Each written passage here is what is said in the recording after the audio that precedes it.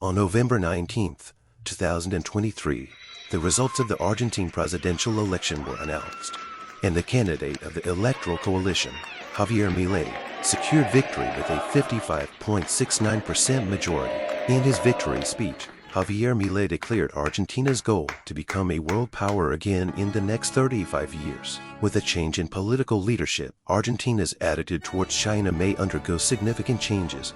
Javier Milei, often referred to as the Argentinian version of Trump, is known for his radical stance on China, suggesting potential similarities with the policies during the Trump administration in the United States. He emphasizes a focus on cooperation with the United States, advocates for economic dollarization, believing it to be the correct way in line with the country's interests. The president-elect of Argentina and his team have suddenly announced the cessation of cooperation with China. They have also declined participation in the previously accepted invitation to join the BRICS cooperation mechanism. It is evident that the incoming Argentine president, Javier Milei, has adopted a radical foreign policy, particularly regarding China, which sharply contrasts with the stance of the previous president, Fernández. On November 21st, the spokesperson for the Ministry of Foreign Affairs, Mao Ning, chaired a routine press conference in response to a journalist's question regarding a report from the Russian news agency. It was mentioned that the foreign affairs advisors to the newly elected president of Argentina, Javier Milei, Montino, stated in an interview on the 20th that they plan to cease cooperation with the Chinese government. What is China's response to this? The bilateral relationship between China and Argentina is currently in a positive development trajectory. China stands as Argentina's second largest trading partner and the primary market for its agricultural product exports. The two nations exhibit strong economic complementarity, with vast potential for cooperation. China is willing to continue working collaboratively with Argentina, aiming to propel the relationship towards stability and long-term success. Mao Ning emphasized that no country can foster economic and trade cooperation by isolating itself from diplomatic relations. It would be a serious diplomatic mistake for Argentina if it were to sever ties with major countries such as China or Brazil. Javier Milei's tough rhetoric towards China sharply contrasts with the soon-to-be departing President Alberto Fernández's attitude towards China. Fernández visited Beijing last month and praised China as Argentina's true friend. Former President Fernández was known for embracing China fully. As early as July 18, 2014, Fernández and the visiting Chinese President Xi Jinping signed bilateral agreements, securing a $7 billion loan from the China Development Bank to build two hydroelectric plants in Argentine Patagonia. The China Development Bank also committed a $1 billion loan to Argentina, assisting a long-delayed railway project in the country. However, as early as 2004, Xi Jinping's predecessor, Hu Jintao, visited Buenos Aires and signed a strategic partnership agreement with former President Kirchner, the late husband of the current president, Fernández. At that time, it was claimed that this agreement would bring hundreds of billions of dollars in investment to Argentina, but such results did not materialize. Since then, the trade balance between Argentina and China has worsened. Argentina went from a $12 billion trade surplus in 2004 to a $5 billion trade deficit a decade later. Therefore, some Argentinians are concerned that Xi Jinping's visit, like Hu Jintao's, will not bring new investments to Argentina. However, the Chinese ambassador to Argentina, Yin Hongman, reassured the country's media, stating the relationship between the two sides has reached a higher level. Do you know why the relationship between China and Argentina used to be so close? For much of the past decade, the United States paid little attention to its backyard in the Americas, instead declaring a shift toward Asia, seeking to strengthen American economic, military, and diplomatic ties in the region as part of the Obama administration's strategy to counter China. China, on the other hand, has been prudently implementing a far-reaching plan in Latin America. It significantly expanded trade with the region, assisted governments in times of need, undertook massive infrastructure projects, strengthened military ties, and secured substantial resources, intertwining the fate of several countries in the region with China's own destiny. In the most severe stage of the 2009 financial crisis, Latin America, dependent on China's substantial demand for oil, iron ore, soybeans, and copper, managed to avoid the worst effects of the global economic downturn. Later, with a sharp decline in oil and other commodity prices in 2011, several countries in the region suddenly found themselves in precarious situations. Once again, China extended a helping hand, engaging in multiple deals with these countries, further solidifying its core position in Latin America for the decades to come. Despite some regions in Latin America shifting politically to the right in recent years, leaders have incorporated meeting China's demands into their policies. Now, Beijing's dominant position in most parts of Latin America, along with what this means for the increasingly weakened position of the United States, is becoming clearer. However, Chinese investments are not always made public. Many negotiations occur in secret, leading to opposition among many Argentine citizens, as seen below. In Canico, Argentina, a giant antenna emerges like a mirage in the desert. This is a shiny 16-story tower, standing on the vast and windswept plateau of Patagonia. The 450-ton behemoth is the circular receiver of a $50 million satellite and space mission control station built by the Chinese military. Negotiations for the base took place in secret when Argentina urgently needed investment. However, this mode of negotiation, along with concerns about the base potentially enhancing China's intelligence gathering capabilities in the Western Hemisphere, has sparked a debate in Argentina about the risks and benefits of being drawn into China's orbit. As early as 2008, China made its intentions clear in an almost unnoticed policy document at the time. Beijing argued that Latin American countries were in similar stages of development, and both sides could benefit significantly from developing relations, a viewpoint readily accepted by leaders in the region. China's invitation came at a crucial time during the most severe stage of the financial crisis.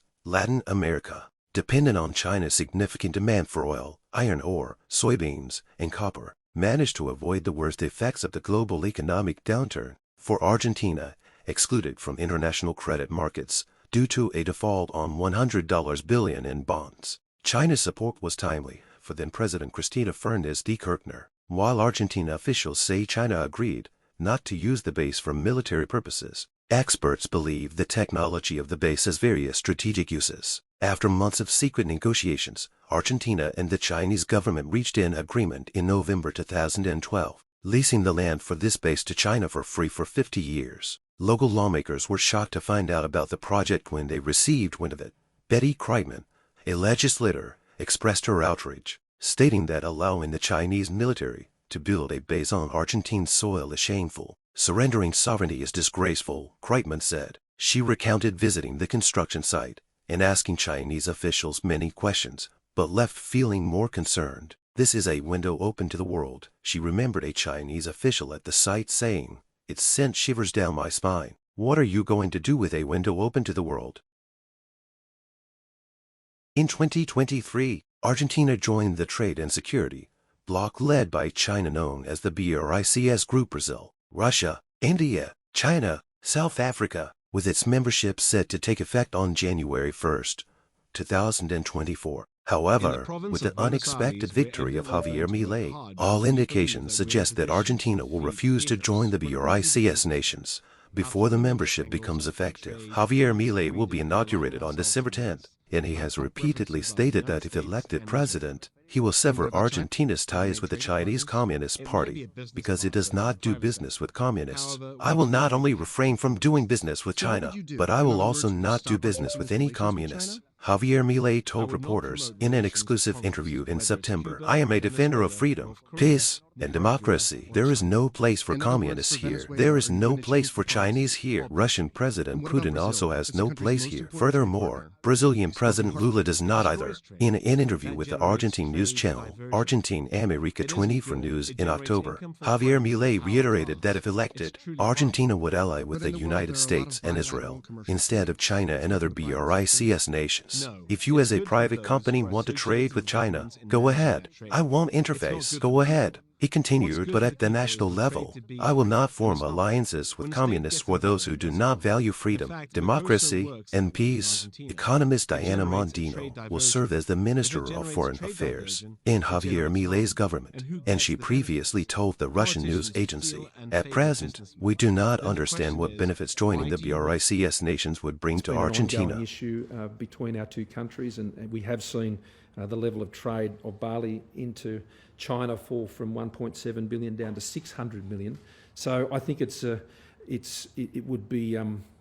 I think we have to be careful not to draw lines. However, if Argentina indeed takes actions against China, it could become the second Australia. Do you recall Australia 4 years ago? In 2020, Australia faced Chinese trade restrictions as retaliation for leading international calls to investigate the origins of the COVID-19 virus. Under the leadership of Xi Jinping, China has become more prone to anger and strict, determined not to back down when challenged, resorting to sanctions and freezing high-level talks to punish Australia. Even many Australians with close ties to China blame Beijing for the deterioration in bilateral relations. China's belligerent rhetoric, including a list of 14 issues sent to the media by Chinese officials in 2021 that angered China regarding Australia, has led to a sharp decline in public opinion towards Beijing in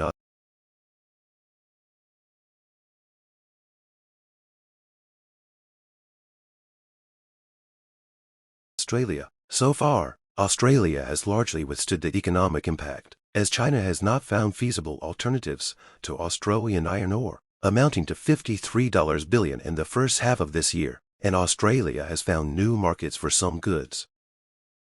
The BRICS countries are increasingly resembling an organization in opposition to the West. China, Russia, Brazil, and India established the BRICS organization in 2006. With South Africa joining in 2010. In August 2023, the BRICS summit decided to expand again, inviting Argentina, Egypt, Iran, Ethiopia, Saudi Arabia, and the United Arab Emirates to join. Chinese President Xi Jinping and Russian President Vladimir Putin both expressed high appreciation for the expansion of the BRICS on Thursday, implying that the expansion reflects the strong desire of developing countries for a new global order. Xi Jinping stated that this expansion is historic, demonstrating the determination of BRICS countries to unite and cooperate with developing countries. It aligns with international expectations and serves the common interests of emerging market countries and developing nations. Putin was more direct, stating, "All of us gathered here support the establishment of a new multipolar world order,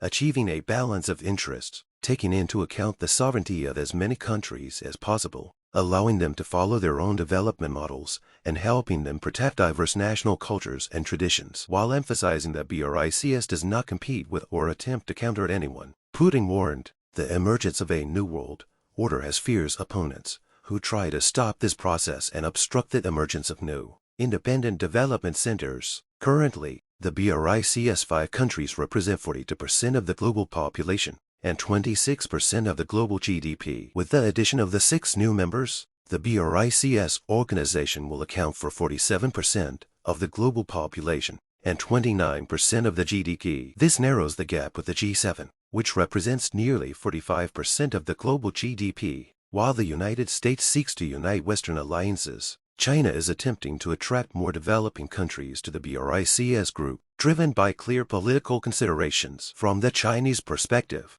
the Shanghai Cooperation Organization is excessively dominated by Eurasian countries, and the G20 is overly dominated by Western member countries. Only the BRICS, with its 5 countries spanning 4 continents, is seen as the ideal option to counter the G7. However, the concept of big BRICS may pose challenges to the Western order and widen internal differences. A more significant issue is that the mere discussion of BRICS expansion has exposed internal contradictions within the BRICS countries, with Brazil, India, and South Africa expressing skepticism about the expansion. In the process of summit preparation, India and China took opposing positions on the expansion issue, raising fundamental questions about the positioning of the BRICS group, whether it is an economic club for non-aligned developing countries or an openly challenging political force against the Western international order. In 1999, Ecuador experienced a soaring inflation rate, leading to a 400%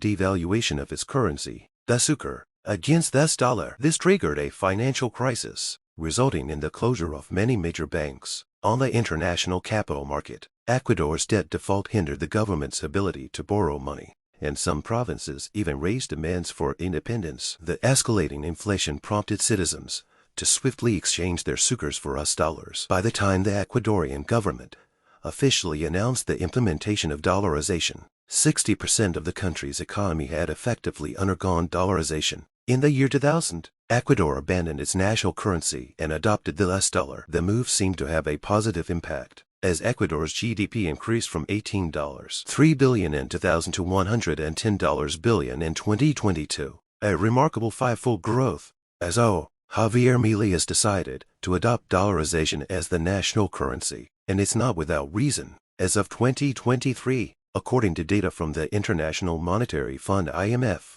the current Argentine government debt is equivalent to 89.5% of the country's GDP. The economy is expected to contract by 2.5%, and the inflation rate is soaring to a staggering 121.7%, reaching a new high in 32 years, making it one of the countries with the highest global inflation rates. In response to inflation, the Central Bank of Argentina has raised interest rates to 97%.